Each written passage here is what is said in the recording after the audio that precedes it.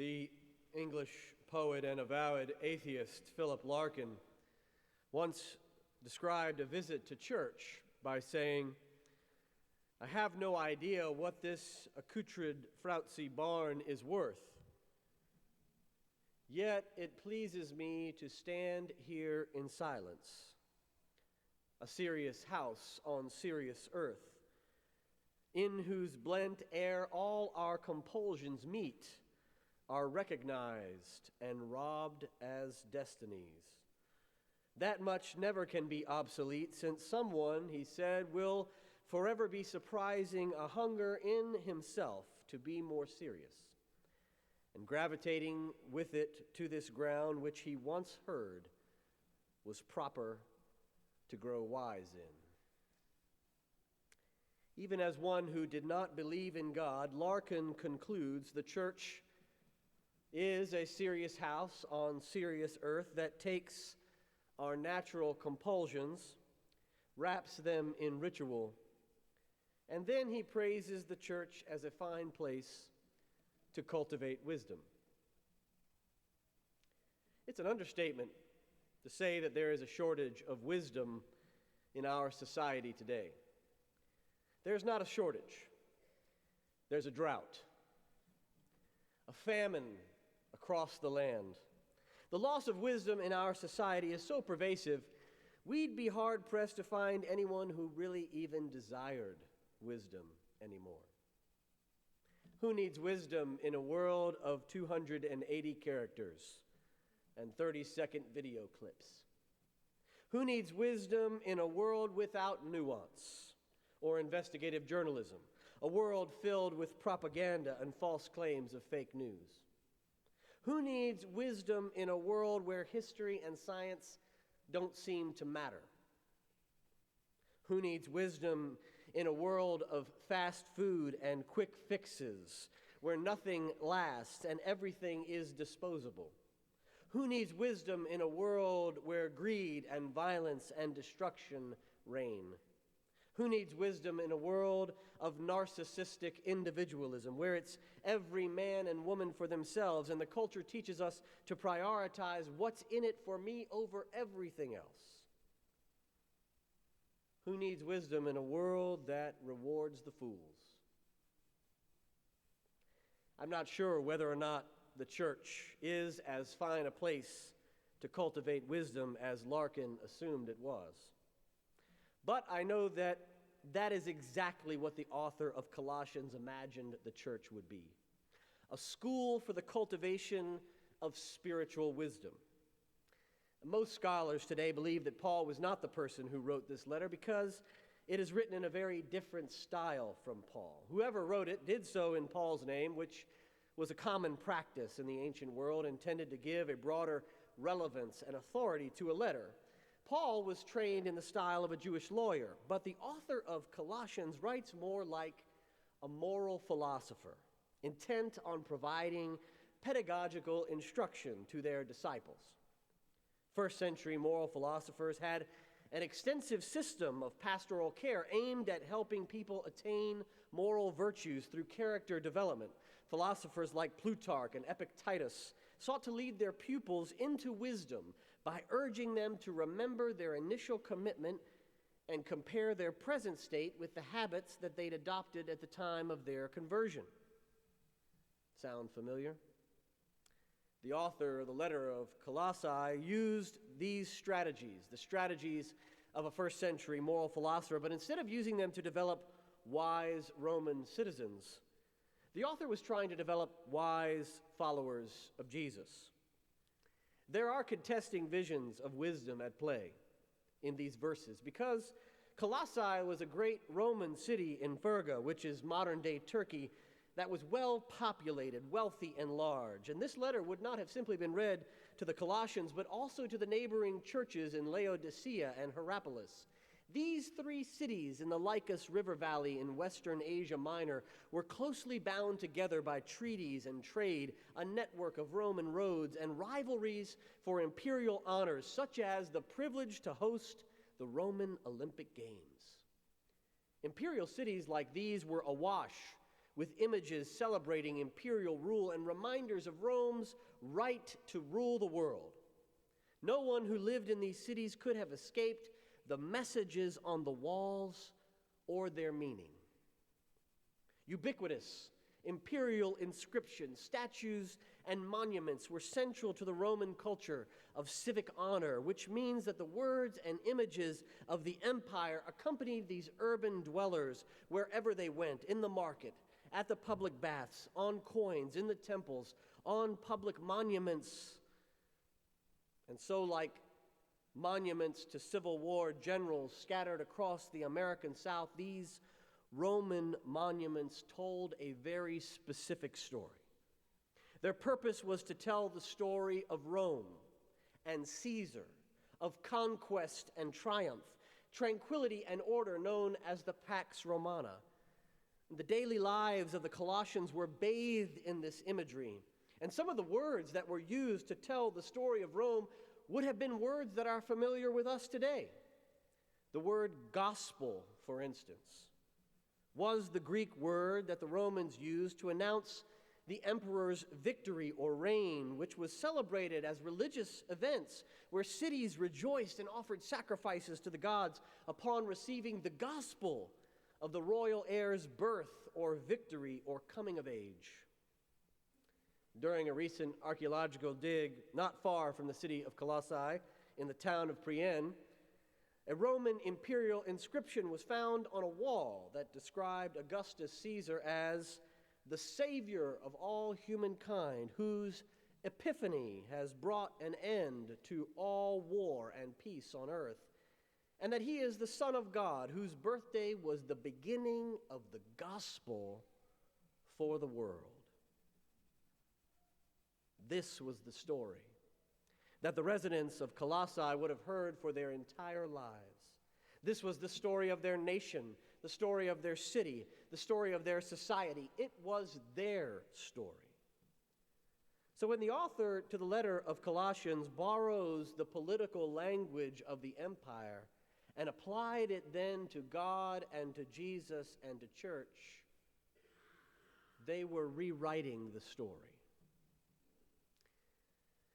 We human beings create stories in order to make sense of our lives and to make sense of the world. Everyone has a story that they tell about themselves and the world, and those stories are what make us what we are. We become the stories we tell ourselves. Author Joan Didion says, "We tell ourselves stories in order to live." We build our identities and our lives and our worldviews around stories. The stories we tell about ourselves and the world are the things that we are willing to live for and to die for and even to kill for.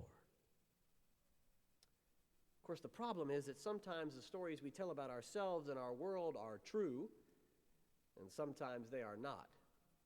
Yet regardless of the truth or falsity of our stories, they are still the most powerful things in our lives. This is why famed psychoanalyst Carl Jung said, "The wisest and most important question anyone can ask is, what myth am I living?" Have you ever stopped to ask yourself, what myth am I living? What story am I living my life by? What story have I staked my life on? Our Enlightenment minds tend to think of myths as untrue, or at least less powerful than historical fact, but nothing could be further from the truth. The myths we live by are actually far more powerful than any historical truth. As literary scholar Joseph Campbell taught us, mythology is not a lie. It is the penultimate truth, because the ultimate cannot be put into words. It is beyond words, beyond images, beyond the bounding rim of becoming. So mythology pitches the mind beyond the rim to what can be known but not told. So all we need to do to grasp the power of myth is to think of Shakespeare, or Tolstoy, or Dickens, or Tolkien, Star Wars, or Marvel superheroes, Harry Potter, Game of Thrones, or to consider the myths we've created for ourselves here, like the myth of patriarchy, Western civilization, American exceptionalism, white supremacy. The myth of Roman imperial power dominated the cultural and religious landscape of Asia Minor, just like American imperial power and all the myths that go along with it dominate the cultural and religious landscape of our world today. The followers of Jesus in Colossae were engaged in a war of myths, competing stories about God and their lives and the meaning of the universe. The myth of the Roman Empire and the myth of Jesus were put at odds with each other. And if there is any wisdom that we have gained in the last few years, it is this: you cannot combat a myth simply by telling the truth. Philosopher John Milbank reminds us that metaphysical myths, like the ones that sustain the Roman or American imperial power, cannot be refuted by an appeal to reason because they are not reasonable.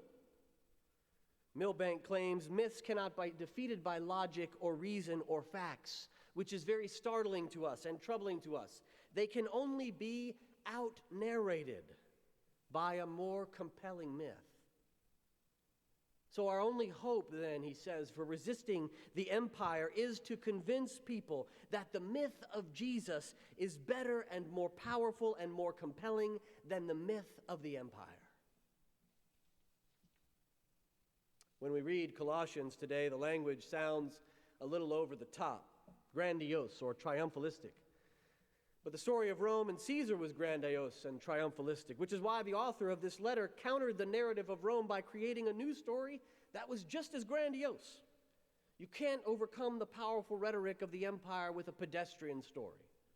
You need something big and metaphysical, cosmic and universal. It goes all the way back to creation and transcends everything in history. So the author of Colossians took the language of the empire and inverted it and turned the imperial narrative inside out and applied the language of the empire to the life of Jesus. And this enabled the author to write a whole new story that would give new meaning and purpose to people's lives, a story quite different from that of Rome, a story of hope and peace and love and forgiveness and grace. Strangely enough, the author of Colossians decided to out-narrate the imperial story and offer the followers of Jesus a guide to wisdom through the practice of prayer. After the salutation, the next 11 verses are a prayer of thanksgiving and then a prayer of intercession. And I know prayer may seem like an odd way to contend with an empire, but that's because there is a tremendous confusion today about the practice of prayer. Prayer is not offering up our daily wish list to a cosmic Santa Claus in the sky who gives us whatever we ask for. Nor is it a task we do in order to become holy, clean, pure, or more spiritual. As author Roberta Bondi says, remember, you do not pray to fulfill a religious obligation or for the reward of becoming a good person. It is not a test of your character, an endurance contest, or a heroic task set before you. She says the purpose, the beginning, and the end of prayer is to grow in the love of God and neighbor. If we desire to grow in wisdom and love, we pray. This is why the author of Colossians didn't ask God to fix a problem or change a situation, but instead sought to inspire them to love and wisdom by offering the church a prayer of benediction, a commission, and a sending out into the world. They prayed that God would fill the church with knowledge and wisdom and understanding so that they could lead lives that bear the fruit of good works and grow up and be made strong and endure everything that they were facing in the Roman Empire with patience and joy and gratitude. They prayed that people would come together to live into the reality of another story of faith and hope and love. Famed sociologist Emile Durkheim said, "A human cannot live unless they attach themselves to an object that is greater than oneself and that outlives us. Life is only tolerable, he says, if we can see some purpose in it, if it has a goal, and one that is worth pursuing. But, he says, here's the caution, an individual themselves is not sufficient as an end in itself. We are too small a thing. And when we have no other object than ourselves, we cannot escape from feeling our efforts are finally destined to vanish into nothing. So he said, to make worth living, we need a story that gives our lives meaning and purpose greater than ourselves, a story that brings us together as a community for the sake of God and each other, a story that calls us together to build a better world. But how does the church cultivate people of wisdom in a world gone mad? How do we help people endure personal and existential crises of their lives and our time, the political, cultural, and moral devastation of this era in American history with patience, and joy, and gratitude? We must be a community that shapes itself as an alternative to the empire.